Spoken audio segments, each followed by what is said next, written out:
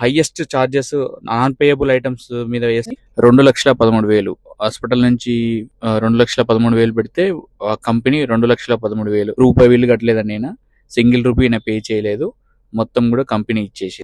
రెండోసారి ఇక్కడ బిల్లు ఇక్కడ చూడండి, క్లెయిమ్ అమౌంట్ 7,36,232 రూపాయలు పెట్టారు. కంపెనీ 6,37,000 రూపాయలు ఇచ్చింది, ఆల్మోస్ట్ ఇచ్చేసింది. కాకపోతే ఇందులో ఇక్కడ మీరు బ్రేకప్ చూస్తే ఒక్కసారి ఇక్కడ చూడండి. సో 7,36,000 చేంజ్ 232, అదర్ డిడక్షన్ కింద 70,000 కట్ అయింది. డిస్కౌంట్, హాస్పిటల్ డిస్కౌంట్ ఉంటుంది కాబట్టి అది 57 పోయింది.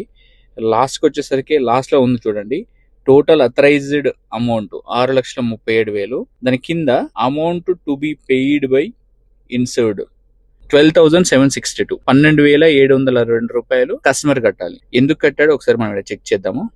సో రీజన్ చూడండి, ఇక్కడ క్లియర్ గా ఇచ్చారు. 12,762 రూపాయలు MRD, MLC, TPA charges, procedures 500 gloves, 500 rupees gloves, 1,088 swab, 143 వే, 552 under pad, 2,482 dietitian, 3,500 wipe and 4,626. So ఆ 12,762 రీజన్ ఏంటంటే ఈ రీజన్స్ వల్ల కస్టమర్ కట్టుకున్నాడు.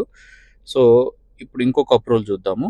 టోటల్ బిల్లు 7,36,000, అదర్ డిడక్షన్స్ 50,000 పోయింది, డిస్కౌంట్ 46,000 చేంజ్ పోయింది. లాస్ట్ లో చూడండి, ఆ total authorisation amount 6,84,662. Amount to be paid by insured అంటే ఈ కస్టమర్ పే చేసింది. ఇక్కడ చూడండి, amount to be paid by insured 4,700. ఇందాక అప్రూవల్ లో 12,000 చేంజ్ కట్టాడు, ఇక్కడ 4,700 కట్టాడు. సో ఈ 4,700 కూడా ఇక్కడ ఎంఆర్డి చార్జెస్ అని చెప్పి రీజన్ పెట్టారు. MRD 1,200, dietitian 3,500. సో ఓవరాల్ గా 7.5 ఇక్కడ బిల్లు ఇది 7,36,000, ఇది 12,000 ప్లస్ 4,200 కస్టమర్ కట్. ఈ నాన్ పేయబుల్ ఐటమ్స్ అనే రీజన్ వల్ల వీళ్ళు కస్టమర్ దగ్గర నుంచి చార్జ్ చేశారనమాట. మరి నేను క్లియర్ గా చూసానండి పాలసీలో టర్మ్స్ అండ్ కండిషన్స్, వీళ్ళు తీసుకున్న పాలసీ ఏంటి, పాలసీలో బెనిఫిట్స్ ఎలా ఉన్నాయి, పాలసీలో రైడర్స్ ఏమున్నాయి, క్లియర్ గా నేను చూసాను. ఆల్మోస్ట్ తీసేసుకున్నారు. కానీ నాన్ పేయబుల్ ఐటమ్స్ అనే ఒకటి మాత్రం మైనస్ అయింది వీళ్ళకి. ఎందుకంటే నాన్ పేయబుల్ ఐటమ్స్ జనరల్ గా ప్రతి కంపెనీ కవర్ చేస్తుంది, కానీ ఎంత మేరకు కవర్ చేస్తుంది అనేది చాలా వరకు కూడా చెక్ చేసుకోరు. లిస్టులు నాకు తెలిసిన ఇన్ఫర్మేషన్ ప్రకారం ఒక 5 లిస్టులు ఉంటాయండి. 5 లిస్టులలో ఉన్న నాన్ పేయబుల్ ఐటమ్స్ మన పాలసీలో కవర్ అవుతున్నాయా లేవా అనేది చెక్ చేసుకోవడం చాలా చాలా ఇంపార్టెంట్. ఎందుకంటే నాన్ పేయబుల్ ఐటమ్స్ అనేవి రీజన్స్ తోటి ఒకప్పుడు చాలా తక్కువ వేసేవాళ్ళు, కానీ ఇప్పుడు హాస్పిటల్స్ లో highest charges non payable items మీద వేస్తే చూసుకుంటే మనము ఆల్మోస్ట్ 12,000, ఇక్కడ ఒక 4,000, అంటే దగ్గర దగ్గర 16,000-17,000 రూపాయలు ఈయన తీసుకున్నాడు. ఈయన దగ్గర నుంచి పే చేయాల్సి వచ్చింది. ఇంకొక ఎగ్జాంపుల్ చూపిస్తానండి మీకు. సో అక్కడ near to 50% of amount non payable items కింద వాళ్ళు ఛార్జ్ చేయడం జరిగింది అనమాట. సో మనం నాన్ పేయబుల్ ఐటమ్ ఏముందిలేండి, నార్మల్ ఐటమ్సే కదా, చిన్నవే కదా, 1,000-2,000 అయితే అని అనుకుంటారు. కానీ డేస్ అయితే హాస్పిటల్లో చాలా అంటే చాలా హై ఛార్జ్ చేస్తున్నారండి. ఫైనల్ బిల్లు మనకి ఇక్కడ 1,49,625 రూపీస్ బిల్ చేస్తే వీళ్ళకి అప్రూవల్ వచ్చిన అమౌంట్ 78,000 అండి, 78,000 వచ్చింది.